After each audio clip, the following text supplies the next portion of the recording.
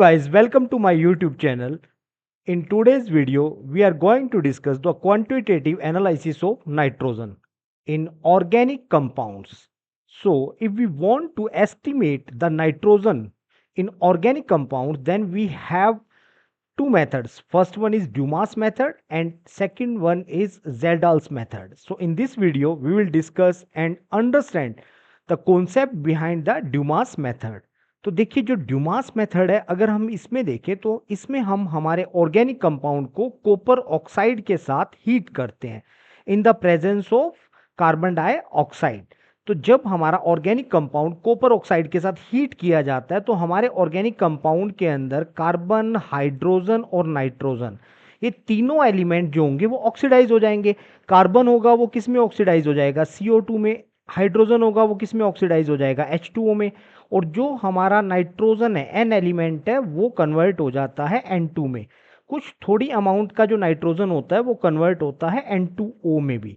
अब क्या होता है, ये कन्वर्ट होने के बाद हमारा जो N2O होता है उसको हम कन्वर्ट करते हैं किसके अंदर? नाइट्रोजन में। कैसे? हम इसे पास करते हैं किस में से? रिड्यूस कॉपर गोज में से। तो हमारा जो N2O होता है थोड़ा बहुत, वो कॉपर से रिएक्ट करके N2 प्लस कॉपर ऑक्साइड बनाता है। तो ये जो है हमें यहाँ से बाहर जो भी निकलेगा उसमें नाइट्रोजन होगी, कार्बन डाइऑक्साइड होगी और क्या होगा? वाटर होगा। अब देखिए जो हमारा CO2 होता है वो CO2 हम एब्जॉर्ब कर लेते हैं KOH के सॉल्यूशन में। तो ये हमारा KOH का सॉल्यूशन होता है जो यहाँ पे फील्ड होता है। इस KOH के सॉल्यूशन में CO2 गैस एब्जॉर्ब हो जाती है और जो नाइट्रोजन गैस होती है वो इस नाइट्रोमीटर के अपर पार्ट के अंदर कलेक्ट हो जाती है। ये जो नाइट्रोजन गैस होती है, इस नाइट्रोजन का हम वॉल्यूम मेजर कर लेते हैं। इस वॉल्यूम को हम कह सकते हैं, ये वॉल्यूम जो होता है वो होगा V1। अब देखिए ये जो हमारा वॉल्यूम होता है नाइट्रोजन गैस का, जो इस ग्रेजुएटेड ट्यूब से हम फाइंड आउट कर लेते हैं, मीन्स जो V1 है ये वॉल्यूम रूम टेम्परेचर पर आता है। ये वॉल्यूम जो होगा हमारा किस पर होगा? रूम टेम्परेचर पर होगा। अब हमारा पर्पस क्या है? हमारा पर्पस है कि हमें नाइट्रोजन का मास फाइंड आउट करना है। अगर हमें नाइट्रोजन का मास पता चल जाए तो हम नाइट्रोजन की परसेंटेज फाइंड आउट कर सकते हैं, क्योंकि सैंपल वेट तो हमारे पास होता ही है।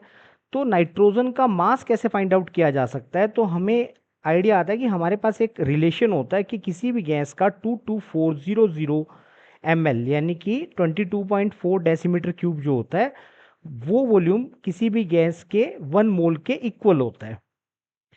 और मोल अगर हमें पता चल जाए, वॉल्यूम अगर हमारे पास है उससे हम मोल कैलकुलेट कर सकते हैं। और अगर हमारे पास मोल पता चल गए तो हम उससे क्या कैलकुलेट कर सकते हैं? मास फाइंड आउट कर सकते हैं नाइट्रोजन का। और अगर हमारे पास मास पता चल गया नाइट्रोजन का तो वहां से हम परसेंटेज ऑफ नाइट्रोजन को कैलकुलेट कर सकते हैं।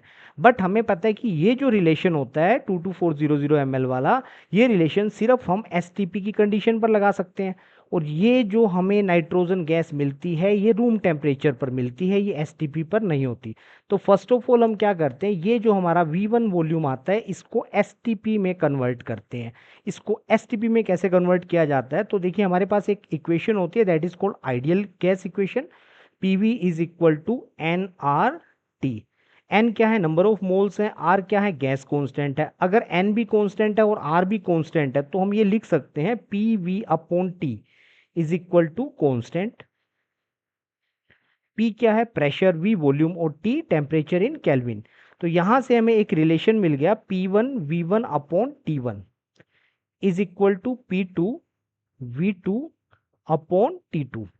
ये देखिए P1 V1 अपॉन T1, ये हमारी कौन सी कंडीशंस होती हैं? ये हमारी रूम टेम्परेचर वाली कंडीशंस होती हैं। और P2 V2 अपॉन T2 ये हमारी कौन सी कंडीशंस होती हैं? STP वाली कंडीशंस होती हैं। तो हम क्या करते हैं, हमारा ये जो वॉल्यूम V1 हमें मिलता है इसे हम STP पर वॉल्यूम मींस V2 में कन्वर्ट करते हैं, इस इक्वेशन के थ्रू कन्वर्ट करते हैं। P1 क्या होता है? P1 होता है atmospheric pressure. Atmospheric pressure minus aqueous tension. Question के अंदर अगर एक्वस टेंशन गिवन है और एटमॉस्फेरिक प्रेशर गिवन है तो आप एटमॉस्फेरिक प्रेशर में से एक्वस टेंशन को माइनस करते हो, तो वहां से जो प्रेशर आता है दैट इज कॉल्ड P1। उसके बाद T1 क्या होता है? T1 होता है रूम टेम्परेचर जो गिवन होता है क्वेश्चन में। और V1 कहाँ से आएगा? V1 हम जो क्वेश्चन में गिवन होता है, V1 वो वॉल्यूम होता है नाइट्रोजन का जो हम कलेक्ट करते हैं। क्लियर है? तो हमें P1, V1 और T1 इसका डेटा हमारे पास होता है। P2 क्या होता है? P2 होता है हमारा स्टैंडर्ड प्रेशर। स्टैंडर्ड प्रेशर यानी P2 की वैल्यू हम हमेशा कितनी पुट करते हैं? 1 atmosphere means 760 millimetre of mercury. ये स्टैंडर्ड प्रेशर होता है। और T2 जो होता है वो भी स्टैंडर्ड होता है, जो हमारा कितना होता है? 273 केल्विन। तो P2 और T2 हम स्टैंडर्ड कंडीशन वाले पुट करते हैं और वहां से हमारा पर्पस क्या होता है? हम V2 कैलकुलेट कर लेते हैं। अब V2 जो है हमारा STP पर वॉल्यूम आ गया नाइट्रोजन गैस का। अब देखिए हमारे पास एक रिलेशन होता है, जिस रिलेशन में हम ये लिखते हैं कि number of mole is equal to mass by molecular weight is equal to volume of gas at STP divided by 22400 ml।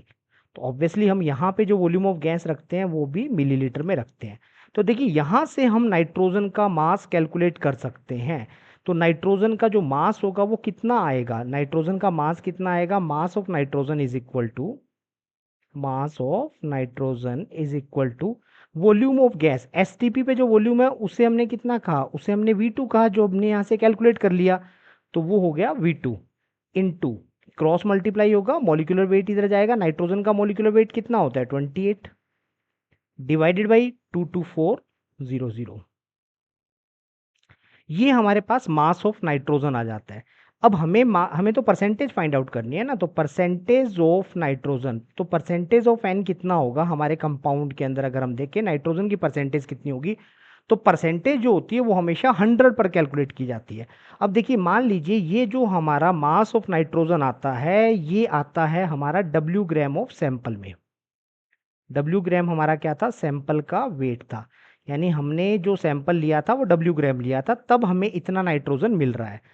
लेकिन परसेंटेज कैलकुलेट करनी है, मीन्स हमें सैंपल का वेट कितना लेना पड़ेगा? 100 ग्राम। तो 100 ग्राम सैंपल अगर हम लेते हैं तो कितना मास आएगा नाइट्रोजन का? वही नाइट्रोजन की परसेंटेज होगी। तो बड़ा सिंपली हम इसको यूनिटरी मेथड से कैलकुलेट कर सकते हैं। तो यूनिटरी मेथड हमारा क्या कहता है वो देखिए। यूनिटरी मेथड हमें ये कहता है कि जो हमारा W ग्राम सैंपल है वो कितनी नाइट्रोजन देता है? Gives mass of nitrogen. कितना मास ऑफ नाइट्रोजन देता है? वो हमें मास ऑफ नाइट्रोजन दे रहा है V2 इंटू 28 डिवाइडेड बाई 22400। 1 ग्राम अगर हम सैंपल लेंगे तो वो हमें कितना नाइट्रोजन का मास देगा? तो वो हो जाएगा V2 इंटू 28 डिवाइडेड बाई 22400। और डिवाइडेड बाई क्या कर दोगे? W ग्राम। W ग्राम मतलब क्या चीज़ है? सैंपल का वेट। तो वो डिवाइडेड बाई आ गया आपका सैंपल वेट। सैंपल वेट मतलब जिसको हमने W ग्राम एज्यूम किया है, जो गिवन होता है क्वेश्चन में। अब हमें परसेंटेज निकालनी है तो हम यही चीज चेक कर लेंगे कि 100 ग्राम अगर हम सैंपल वेट लेते हैं तो जो नाइट्रोजन का मास आएगा वो कितना आएगा? तो वो आ जाएगा हमारे पास V2 इंटू 28 डिवाइडेड बाई 22400। और इंटू ये सैंपल वेट यहाँ आ जाएगा मल्टीप्लाई में। तो सैंपल वेट इनटू क्या कर देंगे हम? 100। तो ये अल्टीमेटली हमारे पास फॉर्मूला आ जाता है। किसका फॉर्मूला आ जाता है? परसेंटेज ऑफ नाइट्रोजन का। तो परसेंटेज ऑफ नाइट्रोजन, तो नाइट्रोजन की परसेंटेज जो होगी वो हमारे पास V2 into 28 divide by 22400 into sample weight into क्या कर देंगे हम? 100।